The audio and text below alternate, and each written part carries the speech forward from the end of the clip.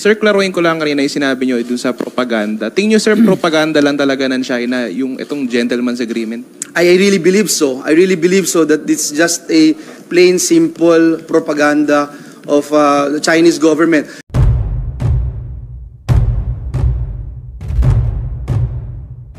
Okay, ma'am, no more.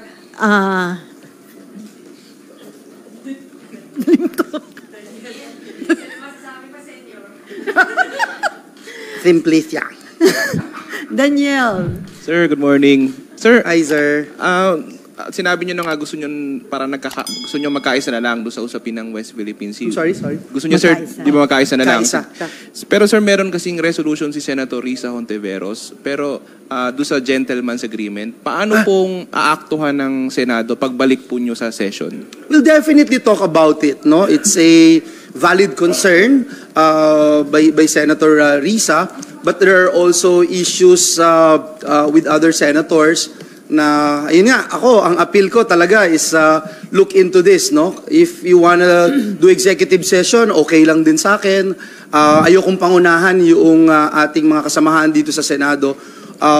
Saan ba i-refer itong committee na ito? Ito ba ay foreign relations because it talks about foreign policy, but it also talks about territorial disputes, etc. So ito ba ay part ng national defense, etc. So these are things that we wanted to talk about once we come back here, and yun yung hiling natin sa ating mga kasamahan and through our Senate President to have a caucus on this particular issue, one of the issues that we wanted to tackle. And of course, yung binanggit natin kanina, yung mga priority measures, kasi medyo, I think, a month or 5 weeks lang, yung less than 5 weeks yung natitira sa atin before SONA.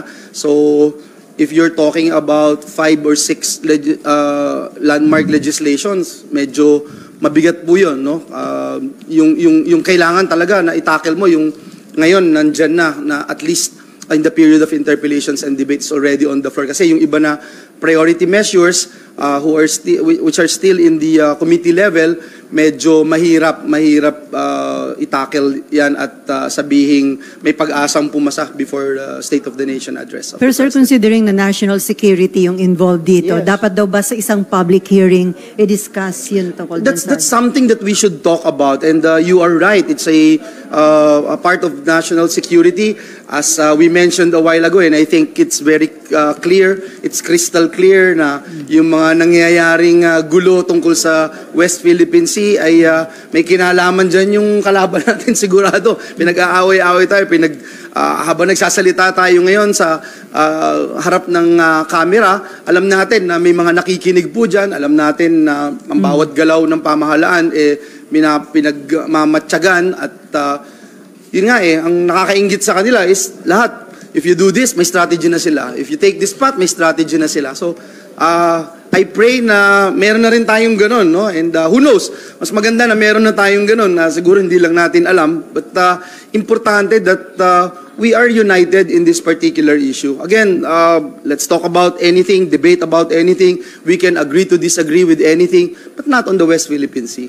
Sir, klaruhin ko lang kanina yung sinabi nyo dun sa propaganda. Tingin nyo, sir, propaganda lang talaga ng China yung itong gentleman's agreement? I really believe so. I really believe so that it's just a plain, simple propaganda of the Chinese government.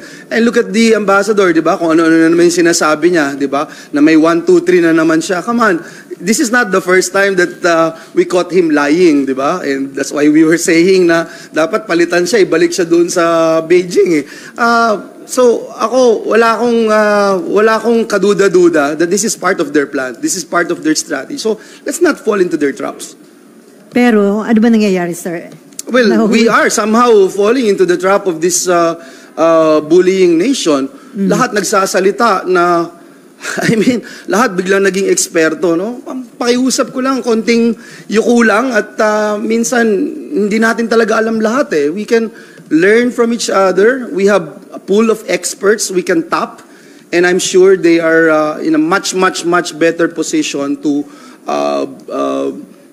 give their views and advise us on what we can do. Importante lang na isa lang yung pinaghuhugutan natin lahat, yung exclusive economic zones, atin yan. Yung 200 nautical miles mula sa baseline na island natin, atin yan. There's no question about it. Ang Ayungin Shoal ay atin, Scarborough Shoal ay atin. Ang West Philippine Sea ay atin. In-encourage ko kayong lahat. Kung gusto nyo magsuot ng t-shirt ng West Philippine Sea, why not? Pero Sir Demirfak, na hindi natin kayang tapatan yung mighty, nung puwersa ng China. So, dependent lang talaga tayo sa pakikipag-alyansa sa US, Japan, But you know, when we Australia. see each other united in this particular issue, walang oposisyon, walang majority, walang iba-ibang kulay, kundi kayo manggi lahat. Diba? We feel good about it. And despite the fact na maliit tayo at higante, dambuhala yung bumabangga sa atin, meron tayong pinaguhugutan lakas at inspirasyon na alam natin na hindi tayo pasusupil at hindi tayo paapa kanino man sapagkat alam natin na tayo'y Pilipino. And bonus na yung meron tayong mga kakampi na pareho yung pananaw, bonus na meron tayong mga kakampi na ipagtatanggol din yung ating karapatan bilang isang mamamayan, bilang isang bansa.